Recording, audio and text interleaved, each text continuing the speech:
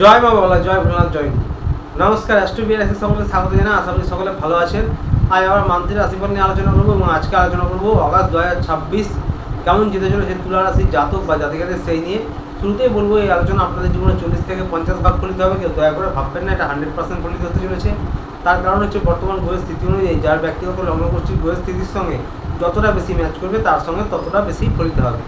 এটা কারোর ব্যক্তিগত লগ্নগোষ্ঠী নিয়ে আলোচনা নয়, সেটা মাথায় রেখে দেখবেন। প্রথমে বলবো, যারা বিদ্যার্থী পরীক্ষার্থী রয়েছেন আপনাদের কিন্তু এই মাসটা মোটের উপর ভালো যাবে বলা যায়। পড়াশোনায় মন বসবে, পড়াশোনার ক্ষেত্রে আপনারা আগ্রহী হবেন এবং 17 তারিখের পর থেকে কম্পিটিটিভ এক্সাম হোক, সরকারি পরীক্ষার জন্য হোক বা অফিসিয়ালি যে কোনো কাজের জন্য কিন্তু সময়টা আপনাদের ভালো যাচ্ছে। যারা লাভ রিলেশনে রয়েছেন, প্রেম ভালোবাসায় রয়েছেন, তাদের উদ্দেশ্যে বলবো এই মাসটা আপনাদের কিন্তু ভালো যাবে। বলা যেতে পারে তুলা রাশির জন্য এই মাসটা বেশ ভালো সব ক্ষেত্রে এবং সবার জন্য। লাভ রিলেশনে যারা রয়েছেন তারা নিজের সম্পর্ক কিন্তু এই মাসে বেশ উপভোগ করবেন। কিছু ভালো মুহূর্ত কাটাবেন আপনারা এবং টুকটাক ঘোরাঘুরি, ভ্রমণ হতে পারে, খরচ একটু বেশি হতে পারে, তবে আপনাদের কিন্তু এই মাসটা বেশ ভালো যাবে। ইগোর সমস্যা থেকে একটু নিজেদেরকে সরিয়ে রাখবেন। মাঝে মাঝে একটু আধটু, বিশেষ করে মার্চ মাসের পর ইগোর সমস্যা হতে পারে। তাছাড়া আপনাদের এই মাসটা বেশ ভালো যাচ্ছে।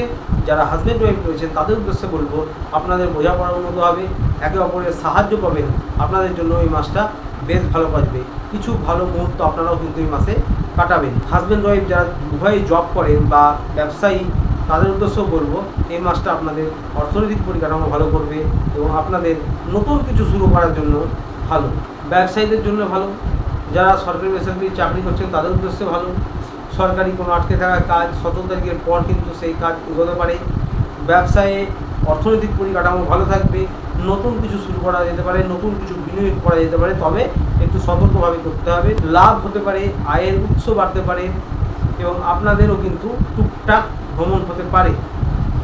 প্রমোশন পদোন্নতি হতে পারে, কলিগদের সঙ্গে সম্পর্ক উন্নত হবে, আপনাদের কর্মদক্ষতা বুদ্ধিমত্তা বৃদ্ধি পাবে। এই মাসে কিন্তু আপনারা বেশ ভালো অ্যাক্টিভ থাকবেন। কাজের জন্য সিনিয়রদের কাছ থেকে প্রশংসা পাবেন। এই সমস্ত কিন্তু ভালো প্রভাব আপনারা কিন্তু এই মাসে পাবেন। অর্থনৈতিক পরিকাঠামোটা কিন্তু ভালো থাকছে। যারা রাজনৈতিক ফিল্ডে রয়েছে তাদের উদ্দেশ্যে বলবো, আপনাদের এই মাসটা 17 তারিখের পর ভালোই কাটবে। জনসংযোগ বৃদ্ধি পাবে, আপনাদের কিন্তু যোগাযোগ বৃদ্ধি পাবে। স্বাস্থ্য নিয়ে বলবো, এই মাসটা স্বাস্থ্যের জন্য মোটের ওপর ভালো যাবে। শারীরিক দিকটা আপনারা ভালো ফিল করবেন এবং আপনারা কিন্তু এই মাসটা মনে মনে একটা শান্তি এবং একটা সুখ অনুভব অবশ্যই করবেন। কিছু ভালো মুহূর্ত এই মাসে আপনাদের অবশ্যই কাটবে। তুলা রাশি যারা কোনো গুরু দীক্ষিত তারা ইষ্টের আরাধনা করুন এবং বাকি সকলের জন্য বলবো যে ওম নমঃ শিবায় এই মন্ত্র কিন্তু নিজেদের সাধ্য মতো 108 বার, 27 বার বা 54 বার নিজেদের সাধ্য মতো জপ করতে পারেন। সোমবারে মাসে একদিন অথবা সপ্তাহে একদিন নিজেদের সাধ্য মতো গিয়ে একদিন পুজো দিতে পারেন। সোমবার কিন্তু নিরামিষ খেতে পারলে আরও ভালো। বাড়ির ছাদে উঠোনে পাখিদের কিছু খাবার খান এবং গলিতে কুকুরদের কিন্তু কিছু খাওয়াতে পারেন। এতে অত্যন্ত ভালো হবে, আপনাদের জন্য উপকারী হবে। আসছিল এই পর্যন্ত। ভিডিওটি ভালো লাগলে চ্যানেলটিতে অবশ্যই লাইক সাবস্ক্রাইব করে পাশে থাকবেন।